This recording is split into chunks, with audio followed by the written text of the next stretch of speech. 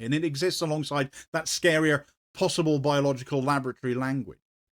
So why does false flag come up at all at this point then for, when a federal filing is pointed at guns and immigration status rather than vials of various concoctions and geopolitics?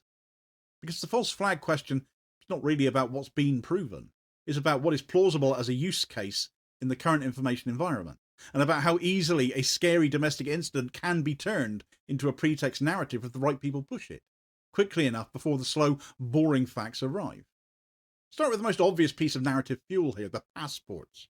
Passports in a filing, well, that's just boring, it's just documentation. They often are very boring, because they are identity documents that help tie a person to a place and to personal belongings.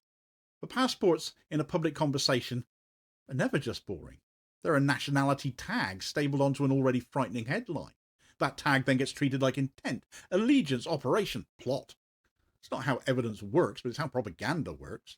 Everybody alive understands that distinction in the abstract until a story like this lands, and then the emotional incentive kicks in. And then add the second piece of the narrative fuel, the weaponry. The public record contains firearms, including a rifle that is of Israeli make. Again, that can be boring in the sense that guns are everywhere in the United States, and a rifle's origin does not really tell you why someone owns it. But the informational effect is not boring, is it? It visually and emotionally locks Israel for the second time into the story, in the public imagination. And once Israel's in the story, well, then it becomes very easy for the next lead to be Iran now, doesn't it? Because the Israel-Iran frame is already a permanent fixture in how the public has been trained to read world events. Now add the third piece, the Biolab framing itself.